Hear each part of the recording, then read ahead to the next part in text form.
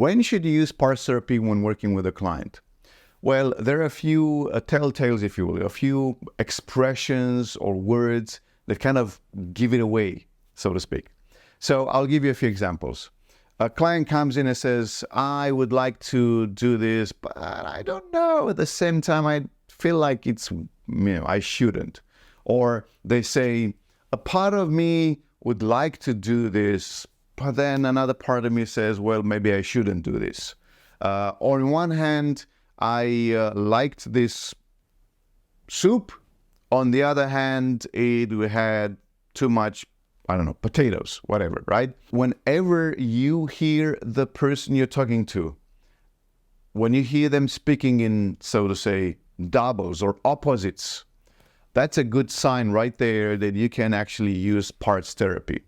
And the good thing with parts therapy is that, actually there are several good things with parts therapy. So one of the good things with parts therapy is this. One, you can use it conversationally. So I can speak with somebody and they say, a part of me wants this and a part of me wants that. And then right there from their explanation, I can actually start working with them with parts, right? So I can do this very conversationally. You don't have to have a very serious setup or whatnot. Second, you can use any method of working with parts, really. You can use it without doing any sort of prep work, without having to do any, hypnotic induction or have any major setup. You can just do it right away. Third, you can use parts, any parts method, really. You can use it with a client to help them either get closure on a past event or become better at something. You can use it without knowing the details of their subject that they want to work on.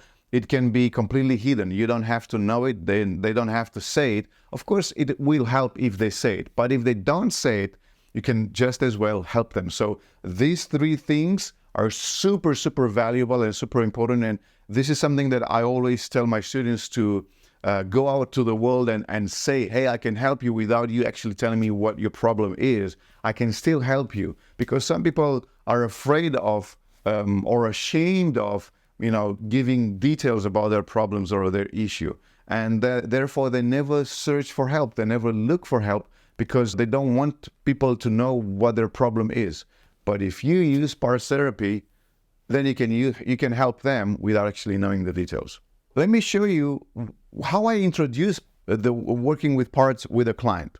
And the easiest way, the very best way I found is to actually, because I have a notebook on my table or I have books in my library, I tell the client this. So let's say you're the client, say, so, all right, so thank you so much for, letting me know about your issue. And here's what I would like for you to do. I want you to think of yourself as this notebook. And as you can see, this notebook has several pages, and some of them has information of them right on them. Some of them are more loaded with information, while others not so much.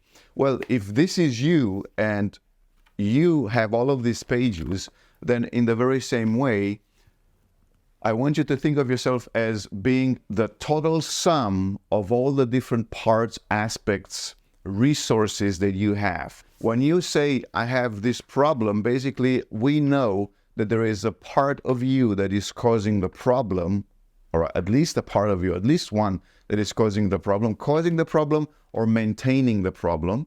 And then there is a part or several other parts that are not cool with that part. But again, we know that there is a part that is causing the problem. And this is what we work with. We don't work with the whole thing. We only work with the part that is causing the problem. Is that clear for you? And the client always says, yes, I understand that. It's so easy. And I want you to understand this. Whatever the client says, when the client says, I have a problem, from the perspective of working with parts, what you hear is, there is a part that is causing a problem. It is not the entire persona or person. It's not the entirety of the client that has a problem. It is one part. Similarly, I'll give you another metaphor, another example, so you can have a better understanding. Let's say you're walking around in your bedroom, and then suddenly you activate your radar, your foot radar. which means you hit your little toe in the foot of the bed. And we call that the radar because it's like, it's almost like your toe is like a radar to discover furniture, right? So you hit your foot, you hit your toe, and now your foot hurts, your toe hurts, and you feel like, oh my God, I'm dying. There's so much pain. There's such a sheer intensity of the pain. And let's say you need to go to the doctor. Now, when you go to the doctor, even though you say, I'm hurting, even though you say, I have a problem, the doctor will look at you and say, oh, so there is the problem, right? It's that little toe. And when he will bandage you, he will not bandage your entire body. He will bandage your toe. He will take care of that toe. And so in the same way here, when you're working with parts, the client says, I have a problem. Then you will know, in your mind, you'll hear, there is a part of me that has a problem, all right?